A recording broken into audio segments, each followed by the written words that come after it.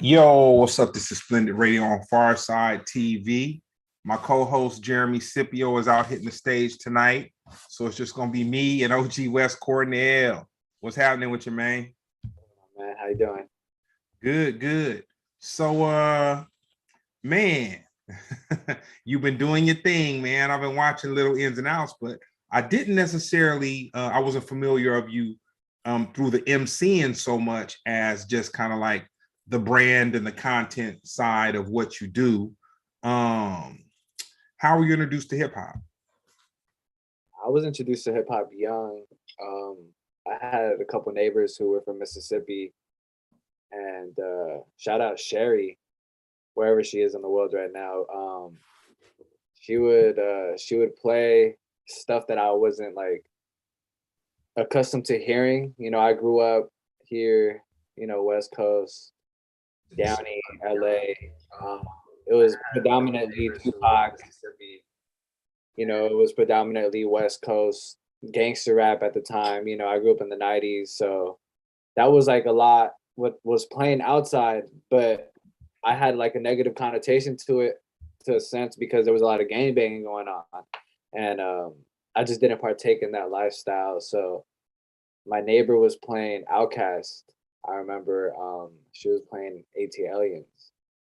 And I remember just nodding my head. I didn't know what it was, but she came outside and she seen me on my porch nodding my head.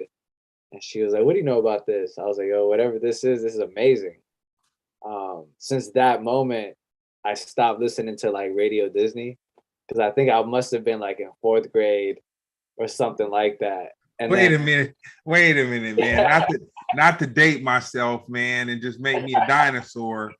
But you said so.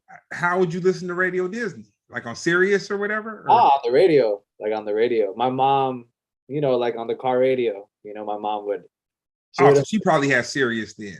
Like Radio Disney just doesn't come on regular radio, right? Or at the time it was terrestrial. It was like AM. It was like 7:10 AM. oh, This is okay. like this is like 98, 99, early 2000s. Okay. No, And I'm just asking. Hey man, I'm like I'm 51, man. I You know feel what it. I'm saying? That don't make me whack and play it out. They just make me, Ah, I've been on the earth a little bit longer than yeah, you. no, But not at all. but Man. but when I think of Radio Disney, I think of because I have Sirius. So you know what I'm saying? So it's kind of like, I if I want to listen, like as I've scrolled the channels, it's on that. So I was like, dang, y'all were I was like, man, if you guys had Sirius in 98, y'all was balling. Nah, this is terrestrial radio for sure. Okay. Yeah, and a Camry. Nah, we were, you know. Disney, I think of because I have Sirius. So you know what I'm saying? So it's But yeah, she would play some amazing stuff, and progressively I started to get into it. Like my first CD was Lil Bow Wow, Beware the Dog. I think that was my first CD. oh man. And, yeah, Jermaine Dupri production. Um, yeah, and it just started this constant search of like music. I was so infatuated with East Coast music, maybe because it wasn't here and it just sounded so different. It was something about the soulful samples that, Pete Rock, Premier, those were the sounds that I was attracted to young. So it only makes sense that that's the type of music that I'm making now. So just to spin the record back a minute. So you said your neighbor was from Mississippi. What part of Mississippi? I don't know. You don't remember. You just know Mississippi. Okay, cool. Yeah. I got family from Mississippi, and the reason, kind of my measuring point, different parts of Mississippi are just like different parts of LA or California. You know what I'm saying?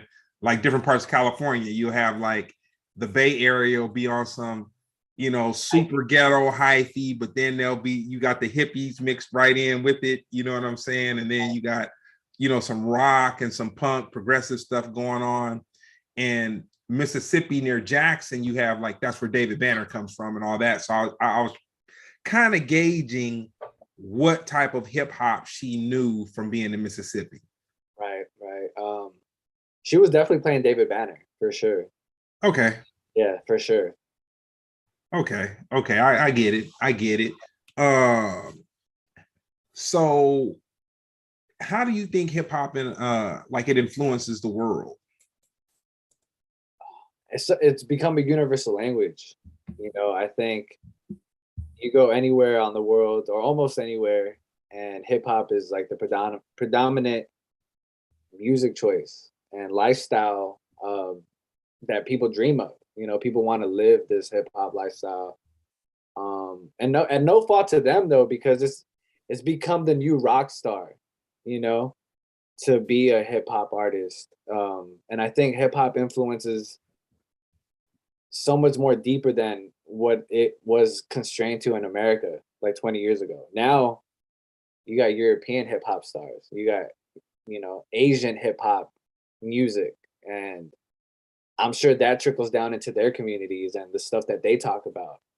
And it's always been, you know, hip hop has been like in my opinion, has been like a source of hope, in the sense where, you know, these artists paint stories of, you know, hardships with dreams of making their reality a better one than what their parents gave them. So I think it influences in many ways. You know, unfortunate, some things are negative. You know, there's negative music too, but for the most part, I think positively it gives, you know, the listener and viewer opportunity to have dreams and hope and aspire to be what their favorite artist is like, or to hear their stories and feel inspired that if they can go through that moment of hardship and still feel some type of positive feeling at the end, that they can do it too, you know. So that's what I get from it. You know, the interesting thing is you know, when I was introduced to hip hop, like in the 80s and whatnot, you know, the lyrical bar or the entertainment, I don't want to say entertainment, I'll just say the bars appeared to be maybe higher than it is right now on the maybe the art of it, the content of it, but the bar for the materialism really wasn't like that. You know what I'm saying? You know, LL Cool J and those guys, they were, you know, Dookie rope chains, which were expensive, but they weren't $100,000 chains. Yeah, no, you know what I'm saying? You might see a cat with a limousine, or you might see somebody with a Mercedes or a Cadillac, you know what I'm saying? But it wasn't, you know, hip hop artists didn't have 200, 300, $400,000 cars, you know, mansions and all that kind of stuff. You know, that just wasn't what it was. But it's a trip, because it's like right now you got cats that, you know, they generate enough money that they can have like security teams. You know what I'm saying? And I'll tell you the craziest thing. So back in like, we were in Koreatown. Yeah, we were in Koreatown. So I'll say maybe around 2002, I knew this guy that said that he was part of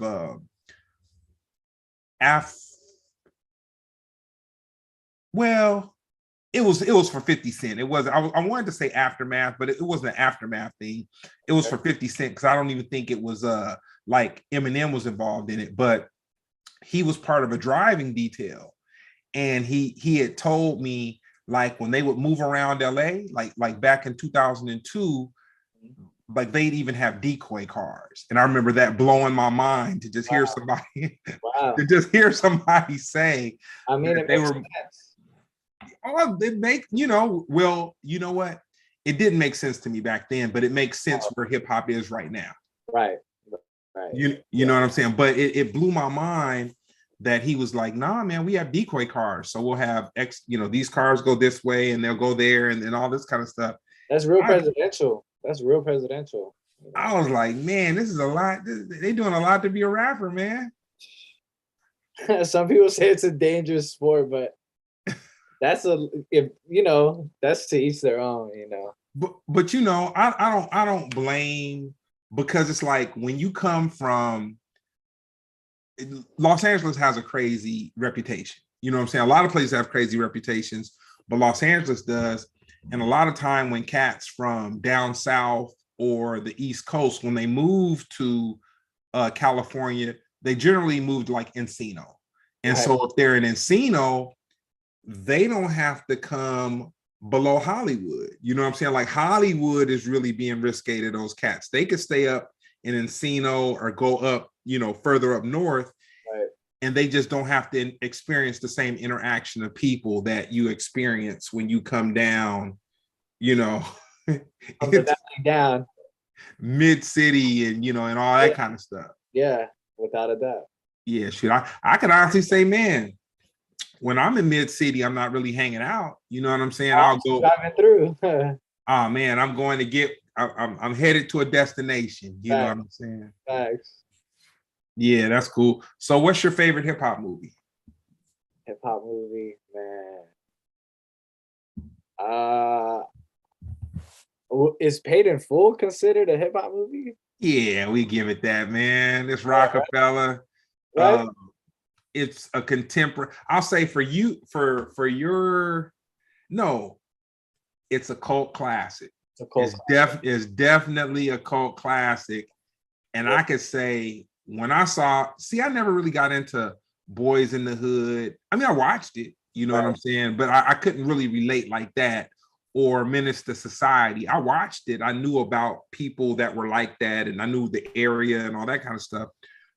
But when I saw Paid in Full, the hustling aspect of it, and then just like, you know, the storyline, the betrayal of, like, I knew about that kind of stuff. So like I connected, you know what I'm saying? I connected with that. So yeah. The cinematography though was crazy. But if that's not considered a hip hop movie, then I would say Get Rich or Die Trying is my favorite hip hop movie.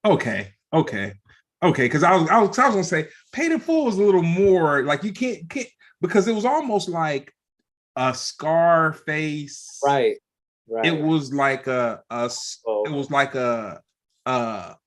drug dealer gangster type of movie, but it was like not a gangbanger type aspect to it, but like a non-soft, fly jiggy man getting head, you know. Yeah. So it had, you know, it had that, but it had that. So I give you that. What city did you grow up in? I grew up in the city of Downey, which is like southeast Los Angeles. So it's not a bad city, but you know, surrounding neighborhoods right here, it's a hub. So, you know, but anywhere you go on this planet, there's good, there's bad. You know, your decisions are going to lead you where you need to be or where you want to be. And I'm fortunate enough that, you know, I had great parents who pushed me to be, you know, on education, and they pride themselves on me being a very educated human being, and to have goals, set goals, meet my goals, you know. So I've been on this regimen since kindergarten, you know, early morning, get the job done, get back to the house, go at it again. And I've been on that since I can remember. So I still work that way. Nah, I was blessed myself to have parents that kind of they definitely helped with the work ethic part of it, but then I just got addicted to just flipping stuff at a very young age, man. Just like at a very young age, like, and not even from the point of capitalism.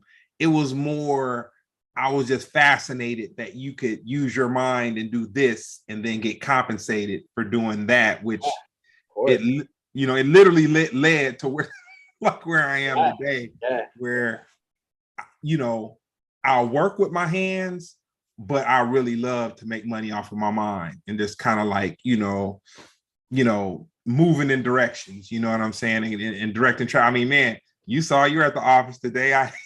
You're doing like 10 things.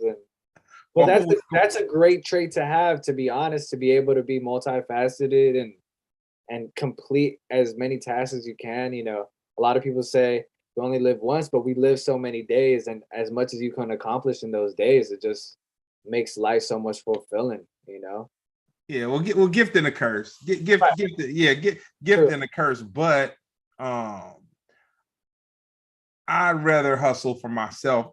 I'd rather what you saw. I'd rather do that for myself than be accountable with someone directly over me.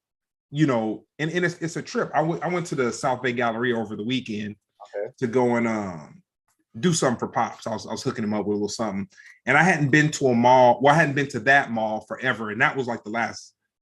That was like the last job I had, At the and mall. that was like I worked for the family business a little bit, but like me having a boss, like 91, maybe 91, and going back there, it was crazy because I had this little, like I still had that crazy feeling of just like it like me just being in the parking lot, I felt the anxiety. Like, man, I used to come here and I had a boss, man. I remember I was half getting dressed in my car and going in here, getting paid crumbs, getting treated crazy as hell. You know what I'm saying? I had a mall job too. I know exactly what you're talking about, man. I used to work at Finish Line. Yeah, but Finish Line was kind of cool though. You know what I'm saying? Retail sucks, man. Retail builds character.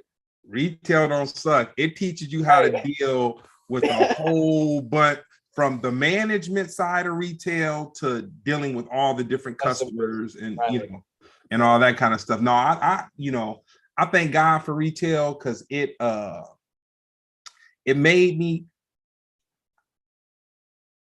I hated it. Let's just say I hated it, but I loved the experience so much that I was like, man, I will never be in a position in my life where I have to deal with this again. You know what I'm saying? Like it gave me the, it gave me to get up and go like, man, you're doing this right now. You are going to figure something out where you do not have to go like, but that's, that's what that was. So when did you realize you had a talent for music? I remember like early in middle school, I was already like doing poetry and, you know, just rhyming and rapping at lunch, and it wasn't good, but I remember I loved it. Like, I was keen to it. My friend had an idea like in 8th grade. He's like, I want to start my own record label. We didn't know what that was, but we gave each other jobs, and I was like, oh, I want to be an A&R, and we would go home and like LimeWire like a lot of things during the weekend, and we would come back like on Monday, and we would just show music that we downloaded, and like, here's your headphones, and we would like, each person would listen to the other person's little MP3 player, or I had a CD player at the time, and I would burn discs because I didn't have an MP3 player, so I would burn these playlists on these CDs, and then we would throw on the headphones and we'd listen to it and be like, yeah, that's what I found. What'd you find? So it was like that. That started 7th grade, but even earlier, my mom would play Michael Jackson. She would play a lot of Spanish music, and I would always find myself like dozing off into space, but like listening to this music. And I realized that the people around me, like my cousins and my siblings, that they weren't doing that. And I was like, oh, okay, so I'm attracted to music. I want to do this. I want to be involved. And I was always involved with like the whole, like when I watched Thriller for the first time, my mom had it on cassette, and I was so astonished by like the cassette itself. I was like, how is this tape playing like a visual on this TV? What's the science behind this, right? Oh, you talking like the VHS tape? VHS tape. Yeah. Okay, okay. I would always be like, what is, like, how does it work? Like, what's the science behind it? And I would run it back all day, every day, and that started. Like, I think that's what really started my like infatuation with music. You know, two things. One, I don't know anything about your home life, but man, having a mom's that was showing you Thriller, man, that's pretty dope, man. That's like She was tuned in. She, you know, she was Spanish music, American pop culture. okay. You know, she immigrated from Guatemala, and but even out there, she was like, you know, she was going to the university before she came over here, and she was well versed in good music. So, you know, thankfully I had that growing up. Nah, dope. Nah, that's dope. That's dope. And you know, the crazy thing about it, I often have this, I talk to myself, man. I don't argue with myself, but I definitely talk. And I'll drive to work and I'll think sometimes, I'll say, like, man, would Michael Jackson be as large as he was in the climate, if he had to come out in the climate of social media and then all that kind of stuff? And but I answered myself and I was like, man, he would have been, if it's almost like let's say a Coca-Cola back in the 70s was like, you know, 25 cents or something, and now it's like $2. You know what I'm saying? If Michael Jackson would have had to do his thing in these times, I think he would have been at the top of whatever's going on right now. You know what I'm saying? But the whack part about it is, by not having social media, you know, people really looked to magazines as the, you know, but the magazine would make you read. So you'd have to, like, it wasn't a meme culture. You know what I'm saying? No, I mean, I think going to what you said, Michael Jackson would have been inevitable in any era. You know, I think talent that great is inevitable. He's gonna overcome whatever medium there is. But yeah, I think that's why, you know, growing up, like magazines like The Source, Double XL, um, Billboard, Hip Hop Mag, like those were, you know, I would go try to, unfortunately, I would try to steal magazines at a certain point in my life. You know, I would try to come up on Rolling Stone magazines at Walmart. You know, don't knock me for it, but you Oh know, man. I was so, you know, that was Kids will be kids, man. That's not the same as knocking somebody upside the head. You know what I'm saying? right. Nah, that's dope. That's dope. So, okay, you're you're moving through junior high school, whatnot. Yeah. You get to high school, you're in your senior year. What did you think your journey was going to be when you graduated? Oh man. You know, 11th grade senior year, that's when I first started actually recording music. Shout out my good brother Mike, Mike Gonzalez. He was actually in a rap group called High Class Nerds, you know. And he brought me to his house to record my first track, which was absolutely garbage. And and in my head, I'm like, you know what? I know I'm going to college to be a. I wanted to be a lawyer at the time. Okay. I thought I was going to be a paralegal, and I got accepted to a 4-year immediately out of high school. You know, I had a little bit of bread. They were covering stuff, and I thought I was going to become a paralegal. You know, be a first generation, you know, child to graduate from college and start in legal. You know, um, but I still had this dream, like every day. I would wake up every day before senior year, and I had TiVo at the time, and I had recorded this NERD performance that they did at the Summer Bash MTV, right? And it was like NERD and Santa Gold performed, and I had this like 5-minute performance taped on my TiVo. I would play it every day, and I said, I'm gonna do that one day. I would tell myself this literally every day of high school or senior year. I'm gonna do that one day. I'm gonna be on that type of stage. I'm gonna perform with a live band, and I'm gonna get what that feeling is because I love it. I knew every single word. I knew what Pharrell, his dance, his movement on stage. I knew all that. So I had a feeling in my head that I was going to be an artist. Like I'm going to be an artist, and like this whole paralegal thing, like that's something that I would say for my parents to like feel some type of relief. Like, okay, he made it to college. He has a goal in mind. But in my mind, my ultimate goal was like, yeah, I'm gonna be an artist full and through. I'm gonna make a feature film.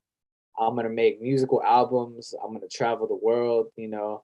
Um, I think I've taken a road less taken, but I'm here now. So I'm fortunate for what has transpired since my graduation of high school, for sure. Dope. All right. I'm gonna ask you four things, and for each thing, I want you to tell me the first three things that come to mind. Okay. 1027. Okay. The first thing that's coming to mind is Dom Chronicles, my bro from Kansas City. First project I ever released. So that's another thing. Living in Long Beach. That's another thing. And just finally, I think just giving into releasing music. I was so shy to let things go because it wasn't polished or whatever. And at that time, I felt confident with working with Dom, and I still work with him to this day. So that was a blessing for sure. So I would say blessing 1027. Something I'm gonna add to that, man. And I didn't think about it until you said it. But living in Long Beach, depending on where you lived in Long Beach, was And where I grew up in Downey. It's not too far from Long Beach. And I always had friends in Long Beach, even in high school. So I would play basketball and soccer, so I knew a lot of people from like Poly and Wilson. But definitely to like what you're saying, there's places and pockets in Long Beach that things get a little staticky. So I lived on 4th Street in Cerritos, so that's a little closer to downtown. So yeah, we were blessed to have some type of safe zone. Yeah, man. So real quick, I'm gonna give a little shout out to a couple of folks in the chat, man. We got it looks like Sir Nico 33. He said, "What's up, Westworld?" We got Juan 317. We got Genesis Campano. And then we got Very Cool Guys. So you know what I'm saying. I shout out your folks, man. They hanging tough with us. That's cool, man. I appreciate y'all for watching. Anybody who supports me and who follows and who sees this journey and who has been, watching this Westworld roll out, like I appreciate it so much, and I love y'all. So thank you guys. Nah, and it was a blessing that we got linked too, because I think that it's a couple things we might be able to work on. So the next one, Vidura. All right, 3 things, right? Or 4 Yeah, things? 3. Solo debut, fully independent, and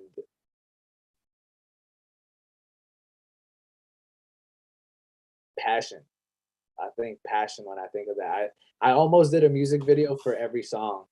There was 10 songs, and I had 8 music videos to it. So, and thankfully, I had a great team. I have a great team behind me, Lakewood Mall, who supports my visual endeavors and my artistic endeavors, and we all help each other. And at that moment, it was my debut, like solo debut, and I had a vision for it. And Verdura is actually the street that I grew up on in Downey, and it means vegetable. And I just took like this whole like metaphoric idea that I was cultivated on this block. There were so many things around me that could have gone so differently. I had friends who were gangbangers. I had friends who were in band. I had friends who were jocks. I had friends who were just straight up cholos. But for whatever reason, like the block kept me grounded. I would hoop, I would play soccer, I would come home, watch Rap City, and write.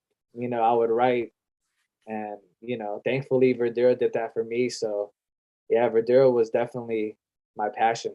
Nah, sounds to me like it helped you develop some social skills. You know what 100%. I'm saying? Yeah. Because you gotta, and you know, and people don't get it, but you have to be able to maneuver. Like I could maneuver in high school. I maneuvered around everybody. Right. You know what I'm saying? With a level of respect. You know what I'm saying? Of course. And I knew it's kind of like when you got the wild, you have the two elephants, the two lions, they walk on, or the bears, they walk on down to the water hole. Yeah. Learn how much space to give people, who to let go. Right. 100%. Who to press, who, you know. I You was know? I was blessed with that. You know, everyone was cool with me, and fortunately I got styled, influenced by a lot of, you know, different, you know, subgroups of people. So yeah, I'm definitely blessed for that. You know, socially, I feel like I'm really good socially. You know, I can speak to whoever, whenever, no hesitation. I'm confident in how I sound. So articulate myself very well. So yeah, that you're right. That's definitely a blessing. All right. Demos for a movie theater. 3 words. Okay. Experimental, um, fun, and just rap. You know, just, you know, some good rap. Just bar. I'll say this. Listening to some of your stuff, I was pleasantly surprised by the production. It wasn't, I mean, not to say that I'm just like anti, as you called yourself a Renaissance man, you Right, know, right. like, you know, with contemporary music right now, it can go either way, just 100%. real, 100%. you know, it can go to the left real easy. Yeah. And then you do have some that's whatever. But no, I was like, okay, I could and then there was a couple samples that I was kind of like, that was kind of clever. I was like, okay, yeah, that was kind of clever. So the last one, Westworld. This is my best. This is what I've been working for. This is definitely going to put me in another level of conversation because I know it and I feel it, and we've been working hard for it. So definitely confidence, um, and you know, this is my blood, sweat, and tears right here. Like Westworld is my blood, sweat, and tears for sure. All right. So how did you become a videographer? I became a videographer because I had hired someone to do a music video for me, um, and they completely botched it. I was still in college, and I had little to no bread, right? But I still paid this guy, and All right, 1 second, real quick. We're gonna spin the record back. yeah, You always have to pay the guy. You know what yeah, I'm, no, of course. I mean, of you course. always man, it's so funny. I got other buddies, and we're kind of entrepreneurs, and we joke with each other about biting the pooch. You know what Right. I'm saying? And it's just Right. like, man, sometimes it'll be like, man, I got so much fur in my mouth, man. Sometimes you gotta take the L, you know? Yeah, but that it builds character, and then I look at it as my business partner. He calls that kind of stuff kind of like university. You know Mhm. what I'm saying? You just, if you learn from it and you really just embrace and you get the lesson, you know what? I'll pay for that because it's gonna stop me from, you know what I'm saying, when I get to another level or I'm trying to do something else. You know what I'm saying? And I because a lot of times out of with myself, out of convenience, I'll deal with a person that knows how to do a particular thing and they get compensated to do a particular thing. Right. I don't know if it's because we have a relationship together or what it is, but and this isn't a rant, but I'm just saying something I'm going through right now, just whatever. It's like it blows my mind for me to go to cats that do particular things and it's what they get compensated to do. Is not beyond their level of skill, but everybody's just not motivated right now, man. 100%. Yeah, no, I mean, you know It what? amazes me. Yeah, no, you know what the environment is like right now. So, but I've always been like keen on paying people or compensating Oh yeah, for the work that you put in, you know, because I've been on the other side of the spectrum as well. Uh, yeah. so, as an editor now, as a videographer, as a creative, I've been on the spectrum where bigger corporations have a lack of respect for an independent contractor, and you know we're disposable, and they take more than 90 to pay off something that for sure that they have that they can send out immediately, you know. So being on the other side of the spectrum, I completely respect the hustle. So Hmm. but to go back to how I became a videographer, this young man offered to film a video for me at a rate that at the time was like, okay, I'm in college, I have a college job, I can spare it, you know, I want my visuals out there. And when it came down to the edit, I thought it was lackluster. And I was like, you know what, I paid you. But do you mind if I get the video files? Do you mind if I give it a crack and let me try to edit it? He was like, yeah, no problem. So I edited it on I think Final Cut 9 or 7. And I was like, okay, I was managing through this editing program that I had never used. I had used maybe once, but it was so second nature to me that I'm like, okay, I could do this. And after that, I got a camera, and I was in college. I would just bring the camera on campus and I would film everything. I would film the most, like just walking through the halls. I'd film that, you know, film my friends eating lunch or film basketball games. And then I would start chopping things up and putting it together, and I would put my music behind it, and I would post that on like Facebook. And then Hmm. Instagram came out, and I kept doing that. And unintentionally, I met someone in class who was doing a radio show at my college, and I think that's where my life really changed. You know, and I'm very very lucky for that. And if it wasn't for me being proactive with the camera, um, then I don't think another world of music would have opened up for me for sure. So real quick, homeboy that shot that video, Yeah, we're gonna give him the title of a DP. facts. What he did was get the content for you. It So he did. didn't screw up your video. No, He he did. just collected he thought he was further ahead. That he really was. Yeah. Yeah, He was a DP. right.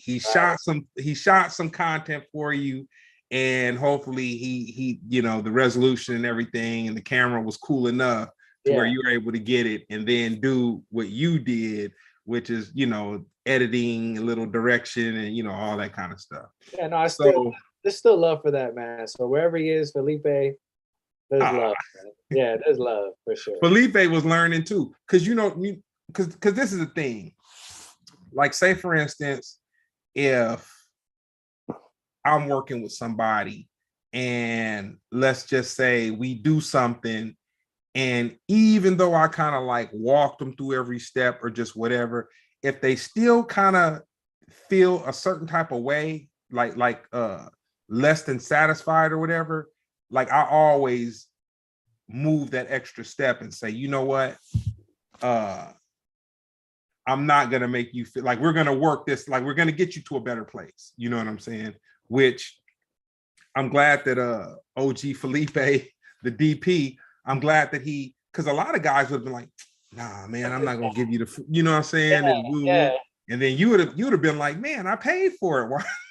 Like why? Well, you know, I trust me, I've been there. I've been on the other side of the spectrum too, where like, yo, I paid you to, and I'm like, yo, I really try my best. If I'm not meeting your measure or your vision, what more can I do? Like, I'll go ahead and go and reshoot a whole thing to make Yeah. the client happy, you know, because I know what it is, you know, and especially with independent artists, I work with a lot of independent artists, um, and they trust me with their vision, which I'm very blessed with on the directorial side. because that's also another, like, that's a nerve-wracking position to be in when you're directing your close friends' music videos, and some of them are debuts, or some of them are their second video coming from something that got picked up on TV, and you got to keep setting this bar high. So I know what it is, and I love living on the edge of that pressure because it makes you a better artist. It makes you more creative. At least me, it drives me. It makes me hungrier because I want to top the last thing I did. And that goes with Mhm. everything. So with music, with videos, with documentaries, photography, whatever it may be, I want whatever I drop next to be Progressive. progressive. Yes. Nah, that's tight. So I'm gonna play dummy right now, or uneducated. Okay. I know what it is. I just want you to. Yeah. I'm playing dummy. I'm not Right. being it. I'm playing dummy. Right. What's a content creator? I mean, it's a loose term used right now. Okay. It's a loose term. I think content creation can be anywhere from TikTok, anything on TikTok, right? We're talking food videos, we're talking fit videos where they're showing off their fits, um, recommendations, travel videos. All that is content, right? And it's not bad because we all watch it, we all keep scrolling. But Mhm. it also can mean editorial, magazines, short films, but it just depends on what criteria of content we get into. So it's a very loose term. There's a lot of content creators right now because everyone has a cell phone, and that's no bite to no one. There's so many creative human beings that do amazing things with just a cell phone, and that's it's a great era to live in. But um, if you want to get into deep content diving, then you come with the gear, and you have a story, plot line, climax, ending, conclusion, all that. So yeah, there's levels to it, in my opinion. Okay. Nah, that's see, I would have you took it from embryo to adult. You know what Yeah, I'm saying? facts. I I mean, would now if I was to answer it, I would just say that man, a content creator. But well, no, that's not a content creator. I was gonna say it could just be somebody that reposts stuff, but that you're not creating the you're content. not You're creating, just you're sharing it and then sharing. Yeah, you're creative shared. You know, yeah, yeah, that's different. those people too, because that's how you go viral. You know, Yeah. a reshare from a specific person could make you go viral. So it's all science now at this point. Hey man, ask dog face. You know what I'm saying? Some You got a ocean, deal from what is it? The cranberry juice, Ocean yeah, Spray? ocean spray. Come on, man. I'm gonna try to get a water deal somewhere down the line. Box water, holler at me. Yeah, nah, man. He got hooked up, man. They had him out in LA. They had him at all the dispensaries. They had him like, man, he went on a and you know what? He went on a tour. What was so dope about him, I'm not gonna say he had the greatest. I don't know if he had a team when he started, but as he started to get hot, the right people seemed to step in and kind of, you know what I'm saying, help his trajectory where he definitely didn't fall off. Like it was evolution from the moment. Yeah, Because I want to say, I'm not a super social media person. Like I'm just not. Like I'll post stories and then because I feel like okay, you have to do something to engage people to keep, or whatever, like some level of engagement. But I right. want to say I first saw Dogface on Mine, no, or oh dude, worse than that. I want to say like Channel 5 News or something, or Channel 11 News, something. It was a news. They were making a big deal out of him. In he might have been in LA, but I saw it on something like that, and then I started to see it on because Instagram. was it because of the Mac song, or just because he was doing something else? Because I feel like that's what made him famous, right? Oh no, this was the story on the news. Guy skateboards to work and he drinks Ocean Spray cranberry juice and he sings Fleetwood Mac or listens to Fleetwood Mac on the way to work. And so it was like that's why I say the team part or the people stepping in to kind of like help the trajectory. Like they built this. Definitely. And you probably never even heard that part of the story. You know what I'm saying? You just I definitely did. I just saw the video for sure. Yeah, just like TikTok and all that. Yeah. So what job do you think you've had that's given you the best life experience? I think working with Selection definitely gave me the best life experience. It was like my prominent years growing up and traveling the world, doing videography, capturing content, documentation, and also being in the room with amazing producers and being a fly on the wall. And you know, at the time, yeah, I'm filming and I'm capturing these moments for these up and coming artists who are now stable artists making money doing what they love. But I was still in my head writing rhymes and you know, picturing what I would sound like on music and you know, so without that, and I don't think I would be where I'm at. I think being with them changed my life, you know, definitely going on tour, seeing what that's like, inspired by other places on the world that I never thought I would be.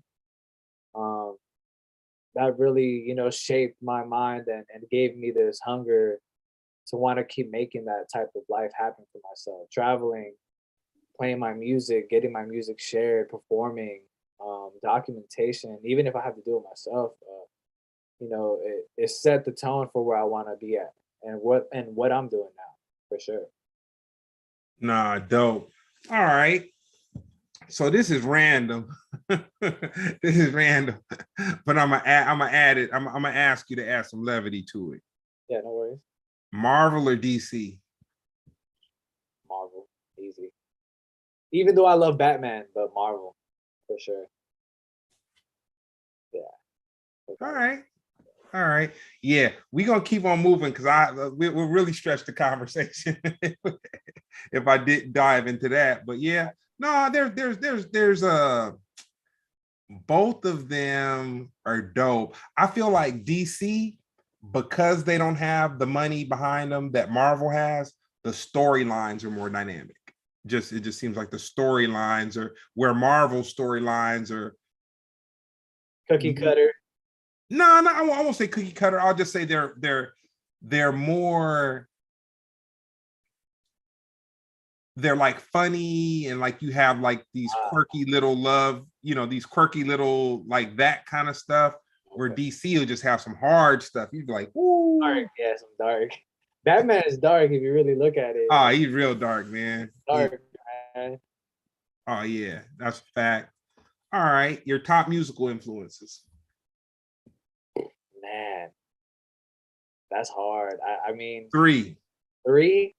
Yeah, that's tough. I would say Pharrell, right? Yasin Bey, Mos Def, and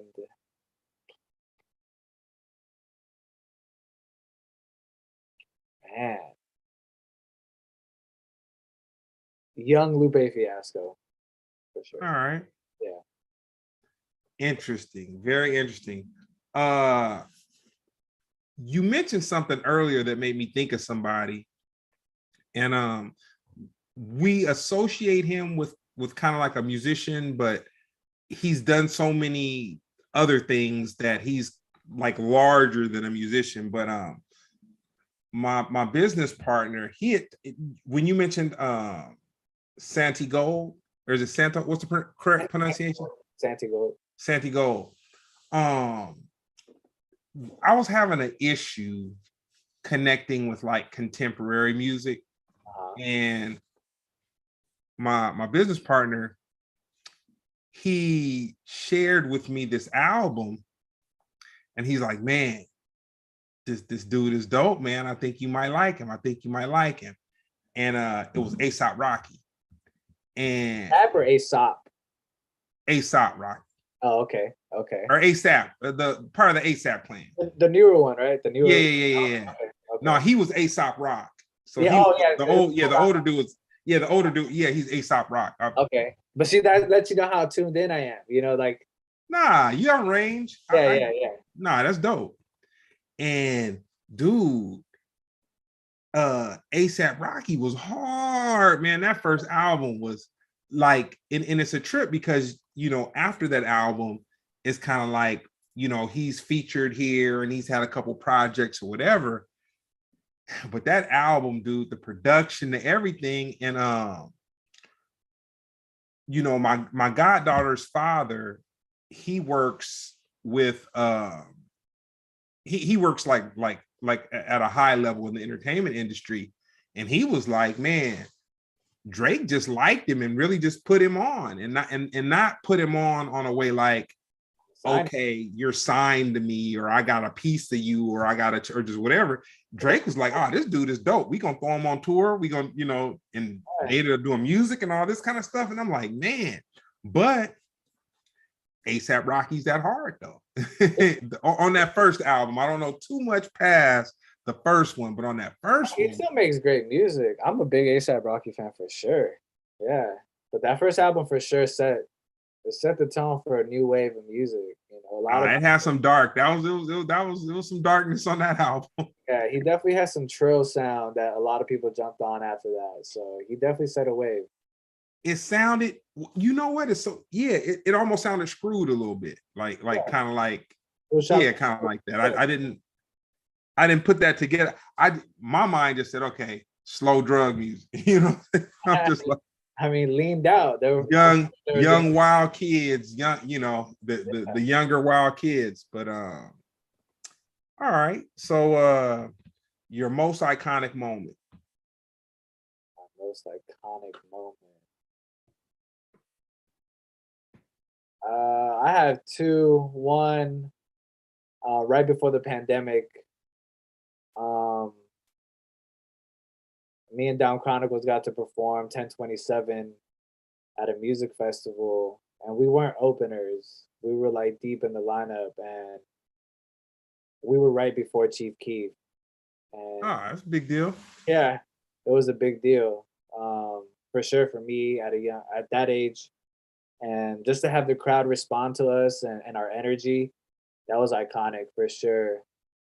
And on a fan level, like on a fan basis, iconic moment, when I met Lupe Fiasco, I for sure had like dang, you're my hero, you're my idol. And I got to fan out, and he was cool about it. And he was sometimes they tell you don't meet your heroes, and thankfully that specific moment was it was cool to meet my hero, because he definitely gave me like the reassurance of like, you like me for a good reason. I'm glad I inspire you. So it's an honor to be, like, that's the energy he gave me. So that was very iconic, and that's the type of energy I carry with me right now. So nah, that's dope. Man, I fanned out a couple times, man, and it's but as I get older, I learned to kind of play it in my mind, like, am I gonna be that guy? Yeah. Sometimes, but the funny thing about it is, I'll tell an artist, I hate to be that guy, but I'm that guy right now. But I love your music so much, and you're an icon. Thank you. But you know what? Even actors, like I was in Inglewood one day, and I was watching man, I just I'm not even going to what it was. I was watching a Netflix series that was dope to me, but it's kind of quirky. Okay. Kind of quirky or whatever. And there was this actor, he's been in a lot of movies, and he was in that Netflix series, and the Netflix series might have had like 6 seasons or something. Like, man, it had a long run, know what I'm saying? And he pulled up next to me, and he got out his car and he was about to go into this little fish spot. And I was like, hey, I said, man, you do a great job on woo, woo, woo. And it was a trip because he was like, oh, brother, thank you. He's like, man, you know, people don't recognize me or whatever. I'm like, oh, nah, you're that, you know, what you bring to the, you know, what you bring to the camera. I was like, dude, it's unique, like in movies as well as, you know, these type of things. And he was like, oh, man, I really appreciate it. He's like, well, what are you doing? And I told him what I was doing, whatever, exchange pleasantries or whatever. We're like, nah, man, I appreciate you for just, you know, recognizing me and talking to me. And, you know, a lot of people feel weird about letting people know that they may, you know, respect the art or talent or whatever. And you know, whatever. So I was like, okay, cool. But I've also, you know, had a conversation with somebody and I was kind of trying to get a picture, but they was just in another. They weren't feeling it. But no, it wasn't even that he wasn't feeling it. Okay. He was on another level. Oh. He was in another dimension, man. Oh, okay. And I wasn't, and he was talking to somebody else that was in another dimension. And so I was just kind of like, oh, dude, you're not even there. You know what I'm saying? So in the room. Yeah. How they're connected, like, you know, right. Like they're here. Yeah. So that's that. But now it's kind of like, there's a time, there's a place, and then you know, time and a place, certain stuff like that. At the end of the day, they're humans, you know. We're all humans still. Yeah. But still though, you know. Yeah, and of course. Yeah. Yeah. So your ultimate goal. Ultimate goal, I want to make feature films with our musical production. If that includes me rapping on some, amazing. If that includes me executive producing, amazing. At whatever rate, I want to make feature films that have a significance to my culture background, you know, to the people around me, and to impact and inspire like younger generations and older generations alike. So, you know, through music and through visual art, I think my ultimate goal is to define myself in that realm, and as a great director, as a great artist, as a great musician. So that's my ultimate goal right there. Nah, that's dope. That's dope. All right, so now we're gonna get to a little bit of the stuff. Some stuff. How did the pandemic play a role in your creative process? Like, did you thrive? Did you go through a point of being blocked? Like, how did you process that kind of like as a creative? Full transparency, right before the pandemic, I had reached a level of traveling and the trust that people were giving me to do stuff as a visual artist was at a high rate. And literally the day that we shut down, I was on my way to LAX to go shoot Tiana Taylor in Florida for a magazine, and I was just doing film photos. So, you know, as soon as they said shut down, I was like, dang, my career was about to take off in that realm. And I thought, oh, I'm never gonna recover from this. But another gear kicked in where I was like, well, now I have no excuse to not record. And I can't be like, oh, I'm too tired from this and that. Like, and I've never been a real studio rat. Like, I'm not in the studio with a lot of people. Like, I found my formula. I love making music in solidarity, and I get inspired by myself. Like, I don't need 10 people in the room, 5, 3, whatever it may be. I'm fortunate enough to work with amazing producers who send me music, and I have a great engineer. Shout out Roy Rollin. Like, he believes in me, and whenever I have ideas that need mixing and mastering, you know, he's always been there. So the pandemic really made me lock in, and I hadn't released a solo project ever before the pandemic. So when the pandemic hit, I was already gearing up towards Verdura, but it really made me like, okay, now I really want to finish this. There's no excuse. So I doubled down on myself, worked hard. I have a great support system. That's one thing that I will be very thankful for the rest of my life. The people around me who are well rounded, who support me. And even though it was a horrible time in the world, they still were rooting for me and giving me like the energy I needed to keep believing. Because don't get me wrong, there were some moments where I'm like, man, I'm never gonna do anything with this. I think this is it. Like the pandemic, I'm not performing, I'm not making money. Like, but then I look around and everyone's kind of on the same boat. So, it gave me time to really focus and really get better at the pen and really get sharp with the words. So, yeah, it helped. But it's in waves. I released 2 albums in 1 year, 2020 or 2021, and last year I did not release a single piece of music. But last year was like another reflection year where I was working with a major label as a creative like director, and I helped them rebrand their social media, and that's another side of what I can do. So I was focused on that, but I lost sense of my own creative and my eagerness to work for myself. And like you said earlier, um, there's nothing like being your own boss. There's nothing like doing for yourself, um, Right. because you are the ultimate fault or the ultimate pat on the back because you believed in what you believed in and you saw it through.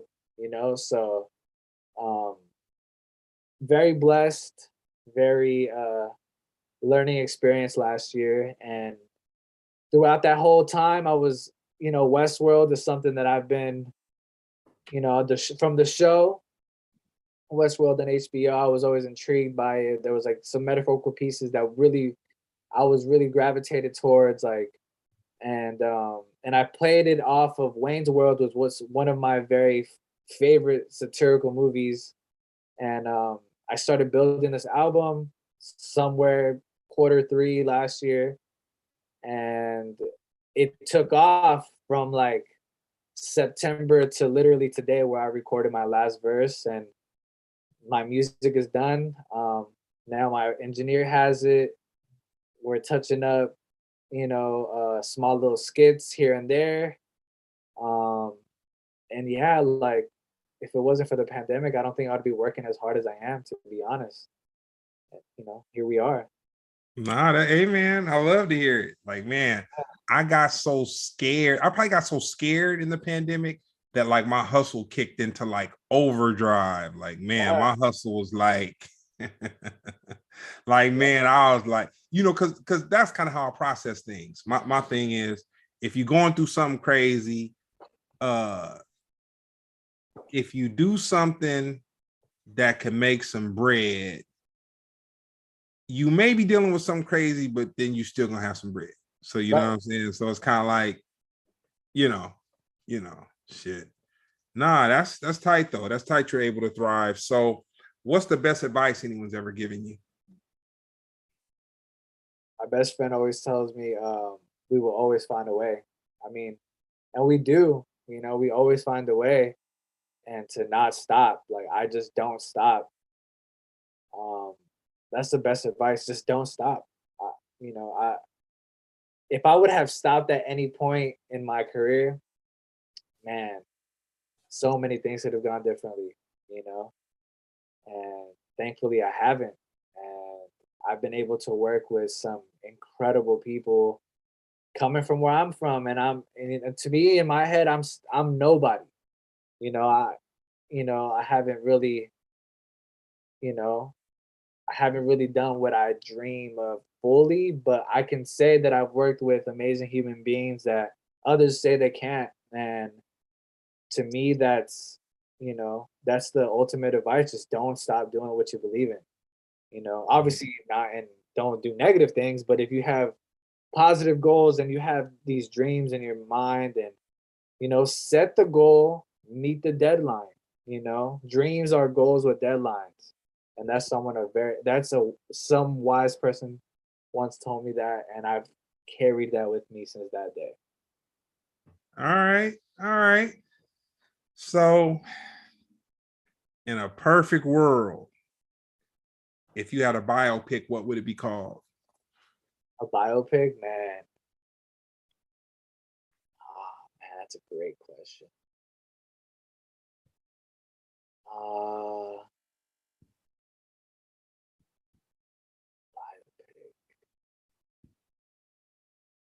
I think I would call it like No More Tomorrow, All right. and it would have to be like a whole day of waves, heartbreak, love, drugs, sex, rock and roll, all that, Yeah. All right, man. You're a wild boy. I get it. You know what I'm saying? I get it. I'm not wild. No. But like a good movie would take. No. I get it. I get it. All right. Who would play you? Another great question. Who would play me in my biop?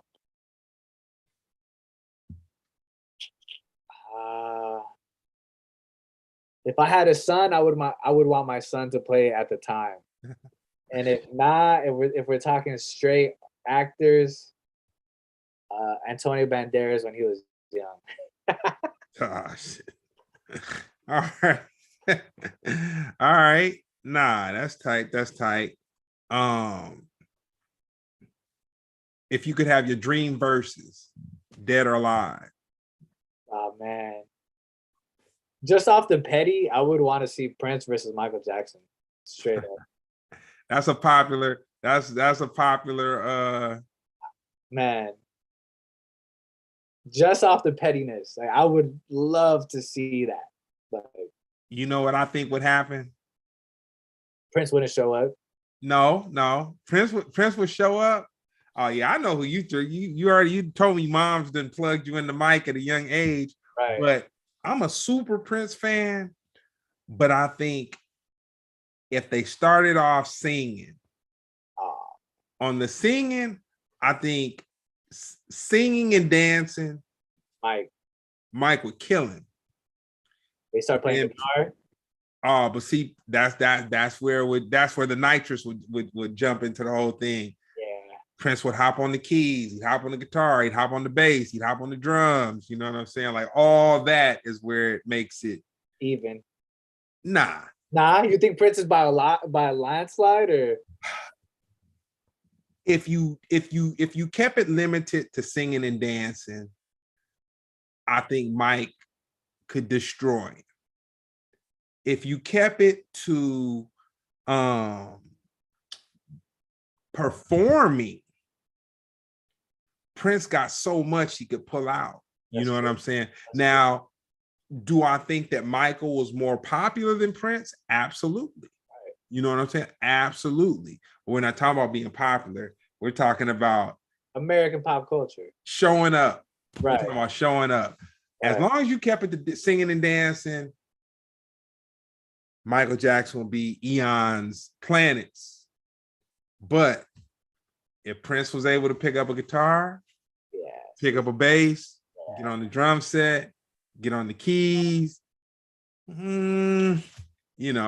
when it would switch up. Did you watch the versus the Locks versus Dipset? Yep. You see how like everyone had like before they started, Dipset by a landslide, right? The Locks came out, Jadakiss came out, and he fully performed his verses, and that performance, that's what I feel like would happen with Prince and Mike. Like people would off-write Prince and like Mike's gonna win this, but Prince would come out, spotlight, guitar. He would. Oh man, parties would go crazy.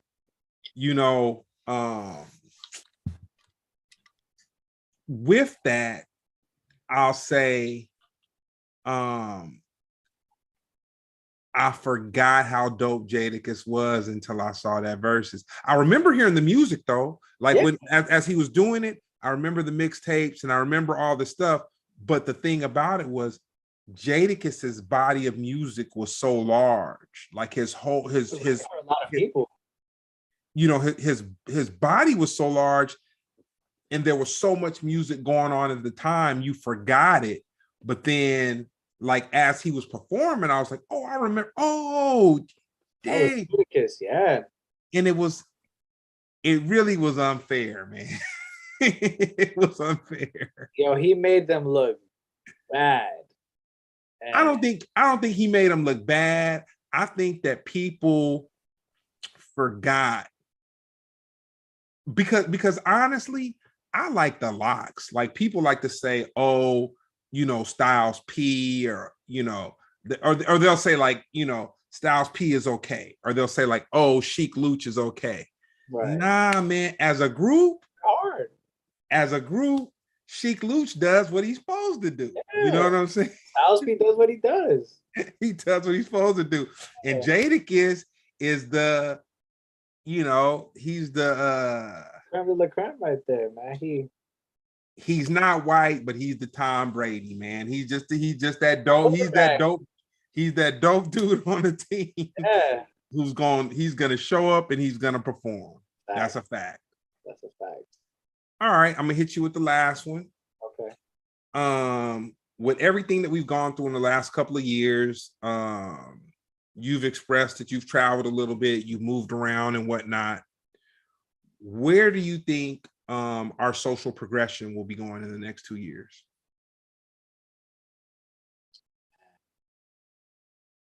The toss up, unfortunately, we still go through what we go through with police brutality, racism, all these negative situations that continue to happen even in our generation. And I would pray that we finally overcome all this, but sometimes it seems like an unwinnable battle, especially with politics being so heavily involved now. Recession talks, socioeconomical differences. Oh, we already in the recession, man. That's that's what they do to try to keep our minds be there. You know what I'm saying? It's not about getting there. That's where we are, man. You having the dog paddle, backstroke, breaststroke.